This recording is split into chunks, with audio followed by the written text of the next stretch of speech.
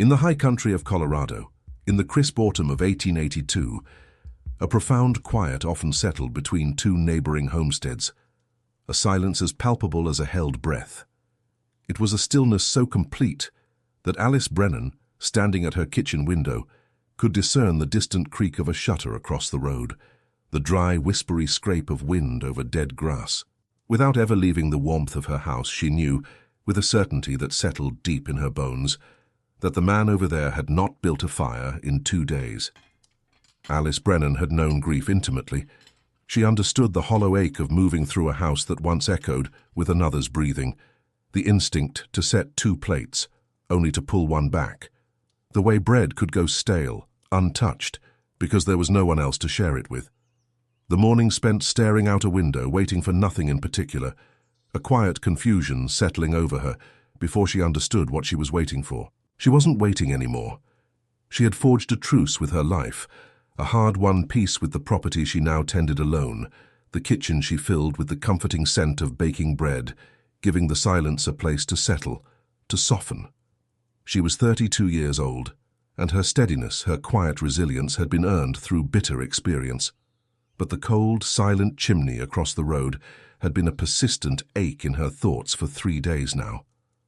This is the story of what unfolds when a woman with good flour, a practiced hand and a clean linen cloth, first decides that her neighbor's grief is none of her concern, and then, with a quiet resolve, decides otherwise.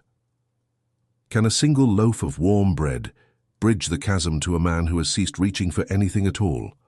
And what path does a woman find herself on when the answer, against all expectation, turns out to be yes? If you have ever brought something warm to someone who needed it and were not sure whether it would be welcome, tell me in the comments what made you do it anyway. And don't forget to like this story before we go any further. Alice Brennan had cultivated a particular skill for reading the weather by the plume of smoke rising above a chimney. Her late husband, Daniel, had taught her this, a man who could pinpoint the temperature within a few degrees just by observing how a chimney breathed in the morning air. Daniel had been gone 18 months now. She no longer thought of him every single day, a fading that carried its own subtle grief, the way absence softened, and that very softening could feel like a second, quiet loss. But she still noticed chimneys. The homestead directly across the county road belonged to a man named Cord Halsey. He had arrived from Texas 3 years prior and maintained a solitude so determined that the townsfolk of Millhaven had, for the most part, learned to respect it. Alice knew his name from Harold Whitmore's general store, where he bought flour and salt in bulk, exchanging only brief, efficient words with no one in particular. She had glimpsed him once on horseback at the edge of town, astride his grey gelding with the effortless grace of a man born to the saddle, his gaze fixed on the distant mountains with the quiet intensity some men reserve for things they have no intention of explaining. His chimney had not sent up a wisp of smoke since Saturday morning.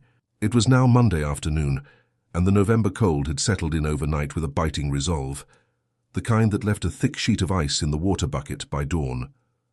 Alice stood at her kitchen window, her hands wrapped around a warm mug, her gaze drawn across the road to the grey shingled house and its stark cold chimney. A particular discomfort coiled in her stomach, the familiar unease of a woman who recognized the unmistakable shape of something amiss, yet had not quite decided what, if anything, to do about it. She was not a woman given to meddling. In the 18 months since Daniel's passing, she had made it a point to manage her life alone. The property, the flock of chickens, the kitchen garden through its first frost. She held a deep respect for a person's right to manage their own affairs, but there was a stark difference, she mused now, between managing and simply disappearing. With a soft sigh, she set down her mug and walked to the flour bin. Her sourdough starter had made the arduous journey from Missouri cradled in a ceramic pot, carefully wrapped in burlap. It had been nourished through 2 harsh winters and the relentless stress of establishing a homestead from raw land. Daniel himself had carried that pot across every rushing river crossing, knowing she would grieve its loss as keenly as any other. The starter, a living legacy, was now exceptionally robust, yielding bread of remarkable quality. She mixed the dough by instinct, adding a little more flour than the recipe suggested. The dry Colorado air always seemed to demand it, pulling moisture from the nascent dough. While the nascent loaf rose slowly by the warmth of the stove, she pulled on her heavy coat and stepped outside to inspect her woodpile and the fence at the east corner, which had been listing noticeably since October. Her gaze drifted across the road no more than twice, a quick, almost unconscious flicker. By mid-afternoon, the bread was baked to a perfect golden brown. She allowed it to cool on the wire rack, its rich, yeasty scent filling the small kitchen. Then, she wrapped it in the flour sack towel she reserved specifically for giving away her baking, standing for a moment at her kitchen door, silently weighing the quiet gravity of her impending action. Finally, with a deep breath, she stepped out and walked across the road. The lane leading up to Cord Halsey's house stretched longer than it appeared from the county road, a good 200 yards of frozen ruts, bordered by a split-rail fence and a line of bare cottonwoods that shivered stiffly in the wind. A substantial stack of firewood sat uncovered near the barn, a clear indication that he had fuel. He simply wasn't using it. She raised her hand and knocked, the sound surprisingly loud in the still air. Footfalls echoed from within, boots on a wood floor, slow, deliberate, the measured tread of a man not expecting company. Then, the door creaked open. He was taller than she had registered from a distance, the kind of height that made a standard doorframe seem perfectly proportioned. His dark hair was threaded with silver at the temples, and his face, weathered by years of sun and wind, was etched into a terrain of lines and shadows. It was not an unpleasant face to behold, but neither was it an easy one. His eyes, the pale, stark winter blue of a Colorado January sky, met hers with an expression that was neither hostile nor overtly warm, landing instead somewhere in the quiet, guarded territory of careful observation. He hadn't shaved in several days, and the work shirt he wore looked as though he had slept in it. Alice held out the bread, the warmth seeping through the towel. "My name is Alice Brennan," she said, her voice steady. "I live across the road. I baked too much." It was a small lie, or at least a gentle exaggeration, but it was a polite one, the kind that allowed a man to accept a gesture of help without having to acknowledge it as charity. Two very distinct concepts in the rough-hewn landscape of Colorado. He looked at the bread, then at her. The wind stirred between them, carrying the crisp scent of pine. "Cord Halsey," he offered, his voice a low rasp, like a gate that hadn't been opened in a long time. He reached out and took the bread. His hands were large, calloused, and moved with a surprising delicacy. "Thank you," he said. The words seemed to emerge slowly, as if he had to search for them in a forgotten drawer of his mind. "There's nothing to return," she replied, a small, reassuring smile touching her lips. "The towel. Just leave it on the fence when you're done." She offered him a simple action for later, something easy, something that didn't demand he come to her door. He nodded once. She turned to leave. Behind her, she heard the door begin to close, but just before the latch clicked home, she caught a low, slow exhale, a sound she couldn't immediately place. She told herself it was merely the wind sighing through the eaves. She walked back down the long lane, her boots crunching on the frozen earth, without once looking back. She returned 2 days later, this time carrying a jar of chicken broth, rich with thyme and barley, her mother's time-honored recipe for the biting cold. She didn't expect him to answer the door this time. His chimney was now trailing a thin ribbon of smoke against the sky, which told her all she needed to know. She placed the jar gently on his porch, tucked beside it a note penned in her clearest, most legible hand. No need to return the jar. The flour sack towel reappeared on her fence post 3 days after the first delivery, washed and folded with a meticulous neatness that spoke volumes about how he had been raised, a small detail that settled in Alice's mind. The third time, she brought cornbread, still warm from the oven. He opened the door before her knuckles had even finished their first knock. He had shaved, she noticed, and his shirt was clean. The careful, guarded look still shadowed his eyes, but there was a subtle shift in his posture, a fractional easing, less like a door braced against a coming storm. "You don't have to keep doing this," he said, his voice still a low rumble, but less rough than before. "I know," she replied, her own voice soft but unwavering. He regarded her, his pale winter-blue eyes searching, the gaze of a man trying to solve something that refused to behave like a straightforward problem. "Is there something you need? From the property, I mean." "No," she said, shaking her head gently. "I have what I need."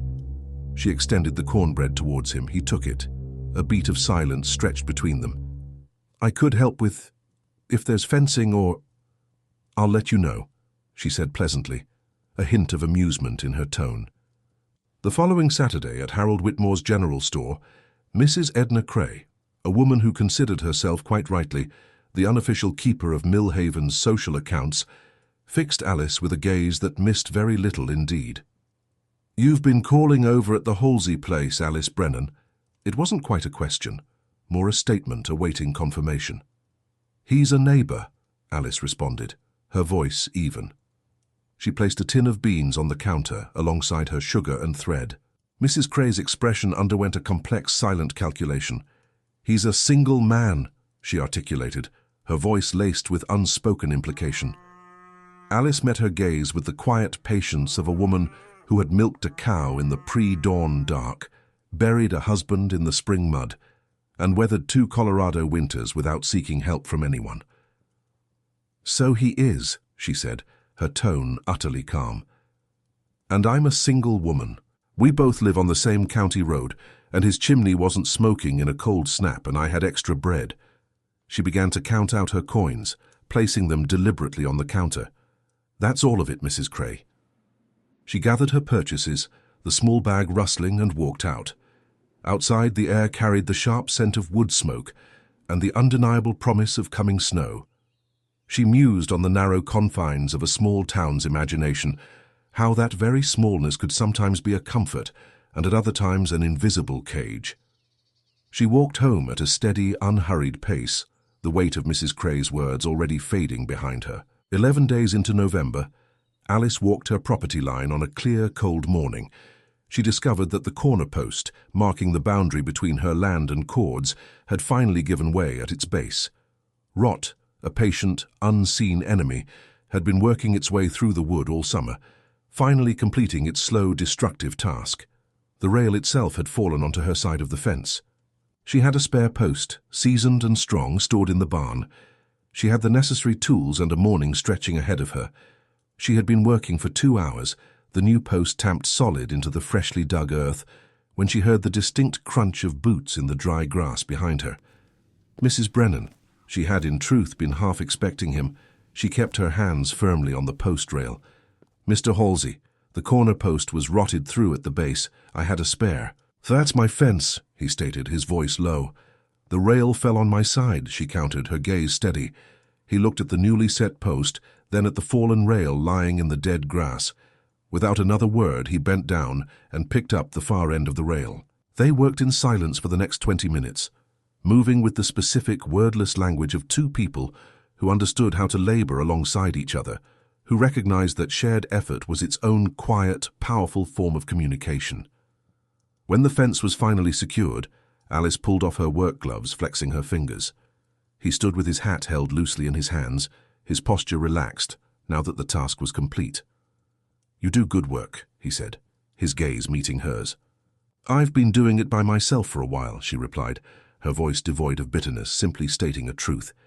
He nodded slowly, a thoughtful expression on his face, then unexpectedly, "Where are you from? Originally?" She looked at him, surprised. It was the first personal question he had asked her, the first inquiry that wasn't directly related to a task or a transaction. "Ohio first," she said. "Then Missouri. I came out to Colorado 4 years ago." She paused, her gaze drifting towards the distant mountains. "With my husband. He's gone now." It was a statement, not a question, spoken with a quiet understanding. "Yes, 18 months back." He turned his hat slowly in his hands. When he spoke again, his voice had softened, dropping to a more intimate register. "I'm from Texas, east of Abilene. I came north to Colorado in '79. He looked out towards the western horizon, where the vast, snow-capped mountains rose majestic against the sky. "After my wife, after Nell passed." The way he spoke her name, not lingering, not dramatized, but spoken with the quiet reverence one reserves for something carried always, something one has ceased expecting to ever put down. Alice recognized that particular weight, that familiar ache. She recognized it with the immediate clarity of recognizing someone from her own country, a shared territory of experience. "I'm sorry," she said. Just those two words without the superfluous additions people often attach to condolences, as if afraid of the silence that inevitably followed. He remained quiet for a long time, his gaze still on the mountains. Then, "She would have liked it here. She was always wanting mountains. I told her Texas had mountains, and she said those didn't count." "She wasn't wrong," Alice said, a soft, genuine smile touching her lips. Something shifted across his face, a faint echo. Not quite a smile, but the ghost of what one used to feel like, a memory of lightness. He settled his hat back onto his head. "Thank you," he said, "for the fence, and for the bread." "You're welcome," she replied, her eyes twinkling slightly. "For the bread." He almost smiled then, a fleeting glimpse of the warmth it could hold, the quiet shape of a man finding his way back to it. Then he turned and walked back up his lane, his stride unhurried. Alice stood for a long moment, her hands tucked deep into her coat pockets, a quiet, unnamed sensation stirring gently within her chest. The storm swept in from the north on a Thursday evening, with the brutal efficiency that Colorado Novembers specialized in. There were no warning hours, no gradual build-up, just a sudden, precipitous drop in temperature, followed by a relentless wind, and then the all-encompassing white of falling snow all at once. By nightfall, the county road had vanished, swallowed by drifts. Alice had built her fire high, its flames dancing cheerily, her lamp trimmed and casting a warm glow. 2 days' worth of water sat ready in the bucket by the stove. She was eating a simple supper of beans and salt pork, mending a wool sock by lamplight, when she heard the distinct crunch of boots on her porch steps. She rose, her heart giving a small unexpected lurch, and went to the door. Cord Halsey stood in 6 inches of fresh snow, his hat dark with moisture, his collar turned up as high as it would go against the biting wind. He carried a lantern, its yellow light a small beacon in the swirling white. "I wanted to check on your woodpile," he said, his voice a little muffled by the wind. She looked at him, the snowflakes catching on his dark lashes. He looked back, his pale eyes steady. "Come inside," she said, her voice warm. He stamped the snow from his boots on the threshold, a careful, deliberate motion, and stepped into her kitchen. Alice took his wet coat, hanging it over the back of the chair nearest the stove, and placed the kettle on the hob without making a fuss. He settled into the chair at the far end of the table, the guest's chair, the one that had always been the guest's chair, and sat with his large hands resting flat on the smooth pine surface. She placed a steaming mug of coffee in front of him. "Your woodpile is probably fine," she said, a hint of a smile playing on her lips. "So is mine." The corner of his mouth twitched, a subtle acknowledgement. "Probably," he agreed, the word a soft rumble. The storm pressed relentlessly against the windows, a wild, insistent presence. Inside the fire crackled, a comforting counterpoint. 2 people sat in the lamp's warm, inviting circle, and for the first time, simply talked, truly talked. He spoke of Texas in a way he likely hadn't spoken of it to anyone else, the particular unending flatness of the land east of Abilene, which he had grown up believing was the whole world. He recounted memories of his father's ranch, of his 4 brothers. He mentioned once a war he'd been in at 17, his voice carefully even, devoid of emotion, and then he did not return to it. She spoke of Ohio, the sturdy farmhouse her parents had kept, the spring mornings that carried the rich scent of turned earth, the way the Sunday light fell over fields, seeming to hold a particular quiet goodness. She spoke of Missouri, which she had loved with a more cautious heart. And then Colorado, which she had come to with Daniel, and learned to love for its sheer uncompromising scale, the way weather happened here with a vivid, actual presence that made everything feel sharper, more alive. She spoke of Daniel, not every detail but the essential goodness of him, the uncomplicated directness of a man who meant what he said and said what he meant. She described how losing him had felt less like losing half of herself and more like losing a very clear, steady light by which she had navigated her world for so long, that she'd had to painstakingly relearn how to read the world all over again. "Do you know," Cord said quietly, his voice barely a whisper, "how long it takes before you stop reaching for them in a room? Before you remember they aren't there?" "A long time," she said, her gaze meeting his, a shared understanding passing between them, "and then one day you don't reach and you feel guilty about it." "Yes," he said. The single word carried the immense weight of shared experience. They talked past midnight, the storm showing no signs of easing its relentless assault. At some point he rose without asking, found the spare mug on the shelf where it always was, and brought it back to the table. Alice noticed this, a quiet observation that settled in her mind. He had been watching how this kitchen worked. He had been paying attention. He left before dawn, when the snow had thinned to a mere scattering of flurries. He shook her hand at the door, the gesture formal, slightly too firm, like shaking a business partner's hand. She allowed it. She watched his lantern's bobbing light disappear into the white dark, standing in her doorway for longer than was strictly necessary, the cold air raising goosebumps on her arms. Something had shifted, a subtle, almost imperceptible change. She felt it the way one feels an approaching change in the weather, not quite here yet, but undeniably coming. 3 days passed in quiet succession. He did not come to her door. She did not go to his. Alice moved through her days with the focused, quiet efficiency that had carried her through the rawest edges of her grief. The chickens needed tending, the kitchen garden its final, frost-hardened tasks, mending awaited her needle, and accounts needed balancing. She told herself with a practiced certainty that she was not waiting for anything at all. She repeated this to herself frequently enough that she almost, nearly, believed it. On the 4th day she baked, not because her larder demanded fresh bread, but because her hands craved the tactile comfort of flour and the familiar rhythm of the work. She shaped the loaf with more care than usual, her fingers lingering on the yielding dough. When it was done, she wrapped it in the soft flour sack towel. She walked across the road, the familiar path now feeling charged with an unspoken tension.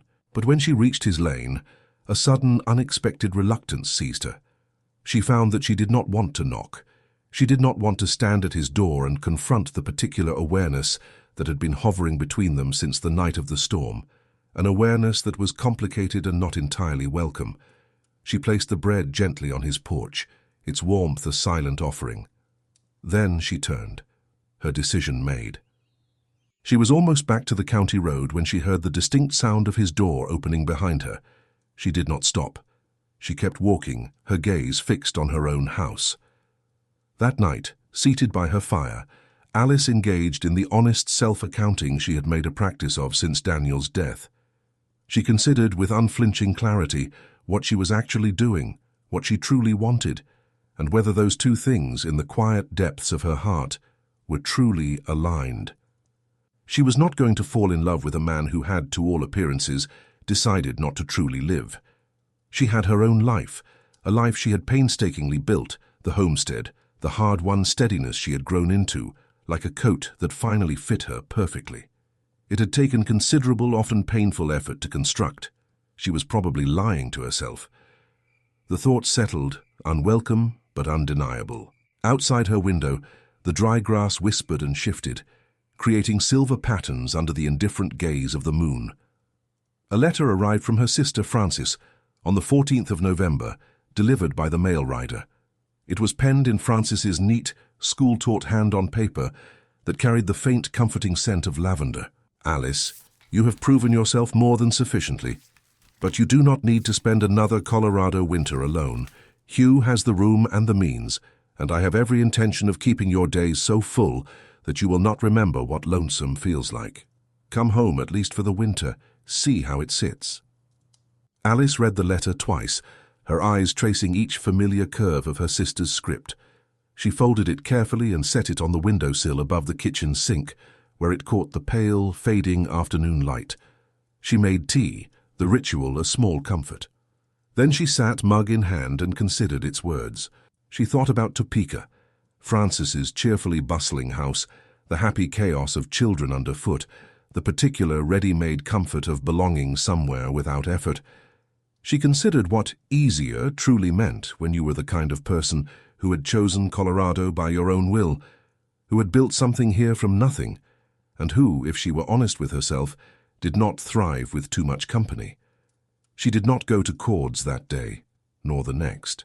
On the third day, crouched in her kitchen garden, pulling the last of the dried bean pods from their brittle vines, she heard the familiar clip-clop of his gelding on the road.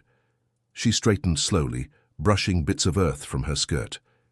He reined in his horse when he saw her. "You haven't—" He stopped, the words catching. He tried again, his voice a little rougher than usual. "It's been a week." "I've been busy," she said, her voice even, though she knew it wasn't the full truth. He didn't believe her, and they both knew it. He was too careful a person to say so directly to challenge her words. She stood fully upright, brushing the last of the dirt from her hands. She looked at him across the low fence, the thin November light casting long shadows between them. "I'm thinking of going to Topeka," she said. It wasn't offered as a weapon. Alice was not a woman who wielded her choices to inflict hurt, but simply because she was tired of being the only one in this particular, unspoken conversation who ever spoke a truly honest thing. "My sister's there, she has room, it would be easier." The word easier fell between them, heavy with unspoken meaning.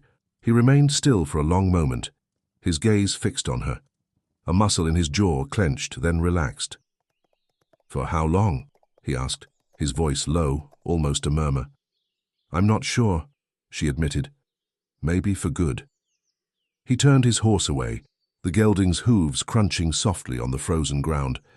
He started down the road, his back to her. She watched him go, a sense of resignation settling over her. That's that then, she told herself. A small part of her felt almost relieved.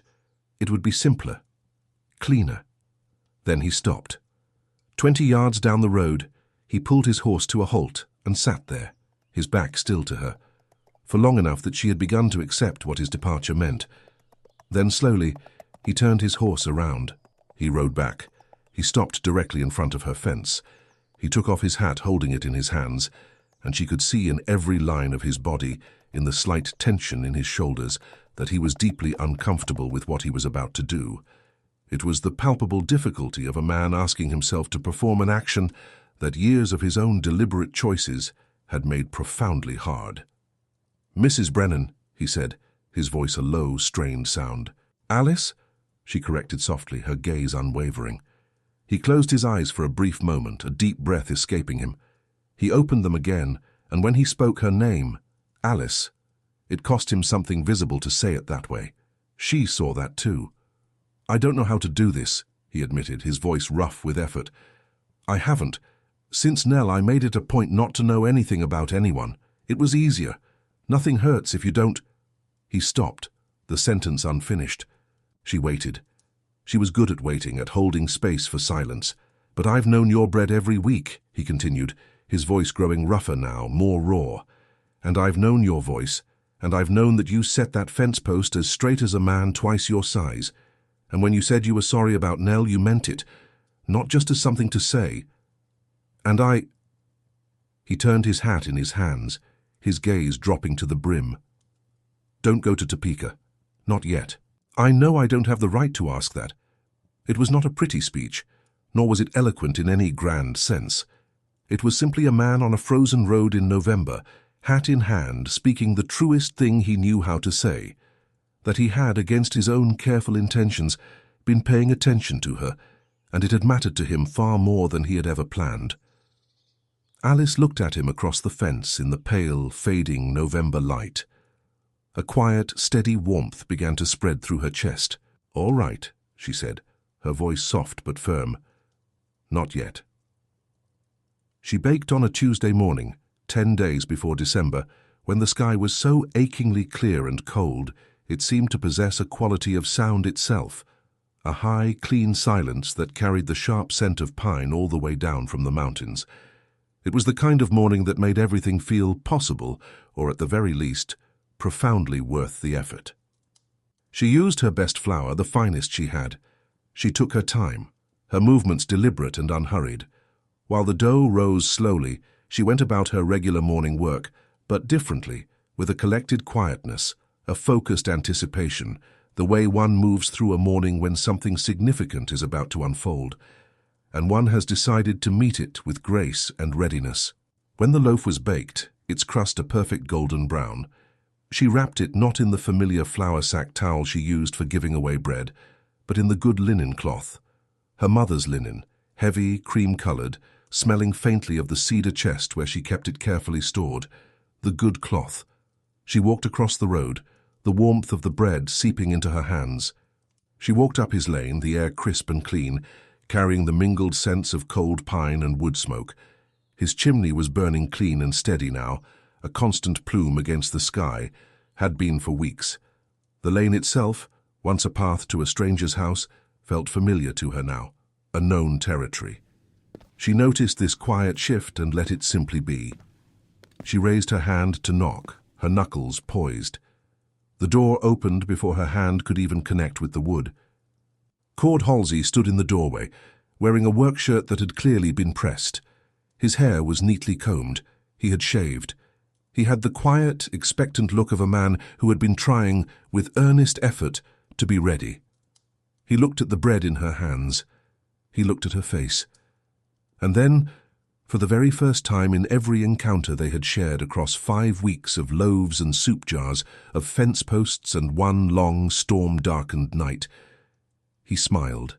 It was not a careful smile. It was not partial nor hesitant. It utterly rearranged his entire face, sweeping away all the contained, shuttered quality that had lived there for so long, replacing it with something she hadn't known was underneath, something younger, unguarded, and entirely open. Alice felt it move through her, a sudden bright warmth, like light passing through cold glass. "Will you stay for coffee?" he asked, his voice soft, a little rough with emotion. Alice Brennan stood in the bright November light, warm bread cradled in both hands, and felt a door swing open inside her that she had not known was still there. Not the old door, not the one that led back to Ohio, or Missouri, or Daniel, or the life she'd had before. A different door entirely, one that opened onto something she hadn't been planning on, something utterly unexpected, which was perhaps exactly why it felt so undeniably, profoundly real. "Yes," she said, the word a quiet affirmation.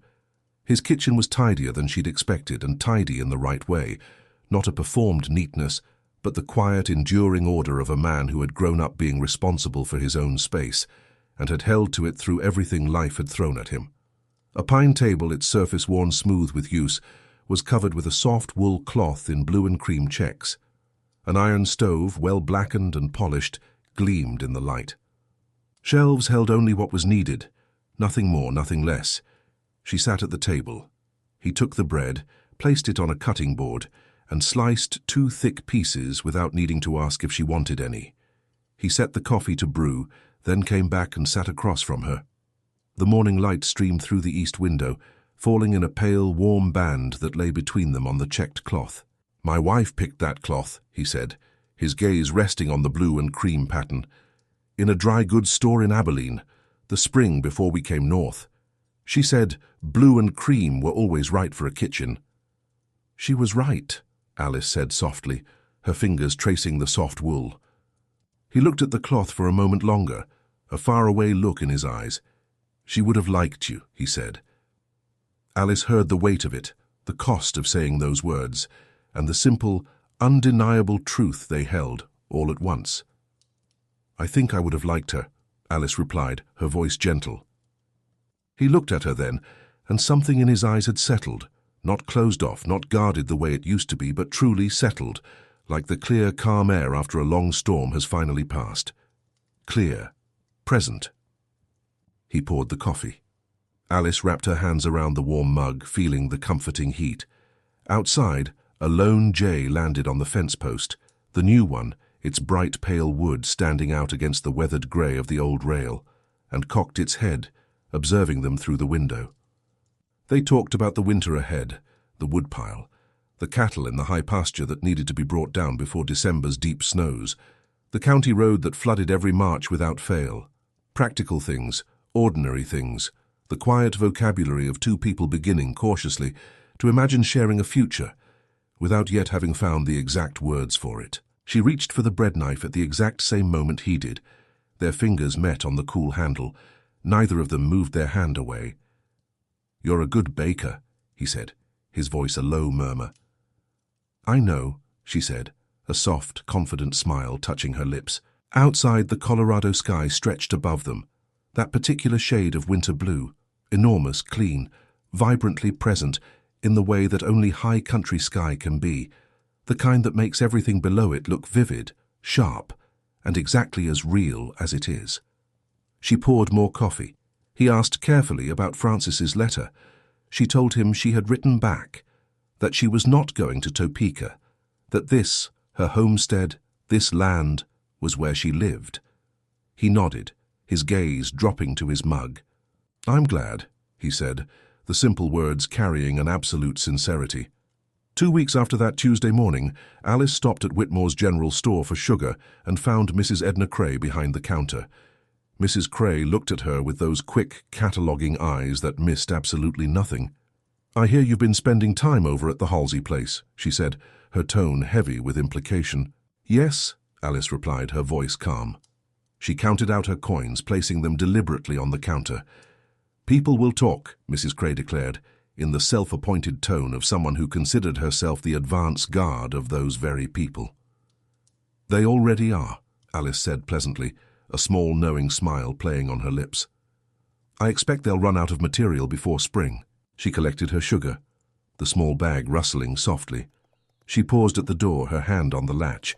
Through the wavy glass of the store window, she could see Cord's grey gelding tied patiently at the post across the street, which meant Cord was somewhere in town.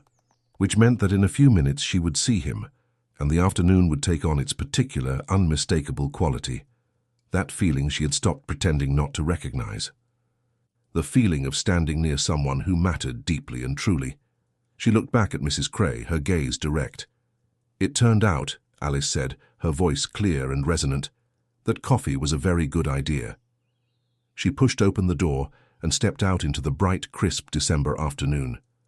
That evening on the porch of his house, her house was still across the road, of course, but the evenings had, without much discussion, begun to gravitate in this direction. She sat in the sturdy chair he had set out for her.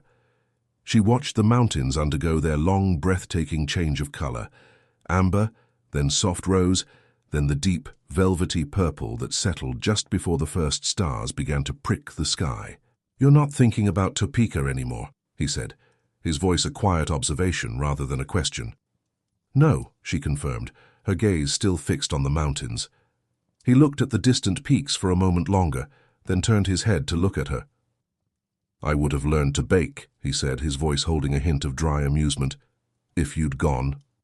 She turned to look at him, a genuine laugh escaping her. "You would have been terrible at it." "Probably," he agreed readily, a small smile playing on his lips. "I don't have the patience for it." He reached over, his hand moving simply, directly, the way he did most things, and took her hand where it rested on the arm of her chair. His hand was warm and roughened from years of work, and utterly without hesitation. "But I'd have done it." She turned back to the mountains, her fingers curling gently around his. Below, the scattered lights of Millhaven began to flicker on, one by one, in the early dark. Warm yellow squares in the distance, each one a household with its own fire, its own particular ordinary life unfolding within. Alice thought about what it truly meant to decide something, to walk across a road with a simple loaf of bread and knock on a stranger's door, and to allow that small act to be a beginning. She had not known that morning what she was truly beginning. She had only known that a chimney was cold, and she had good bread, and it had seemed like a plain, simple thing to do. It turned out the plain, simple things were, in the end, the truest ones. "Thank you," she said, her voice soft.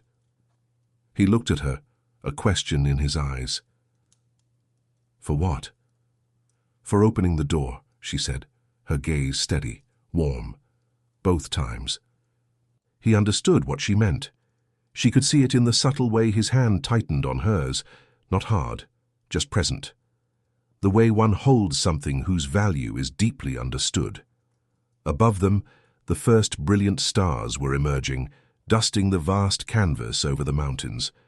The cold had settled in for the night, the good clean cold of Colorado at the end of November, carrying the mingled scents of pine and coming snow and the comforting wood smoke from chimneys all up and down the valley. Cord Halsey, who had come north from Texas carrying a grief he hadn't known how to put down, looked up at the endless stars and held the hand of the woman beside him. Alice Brennan, who had baked bread against the silence and walked across a road not knowing what she was walking toward, looked at the same vast ancient stars. Neither of them said anything else. They didn't need to.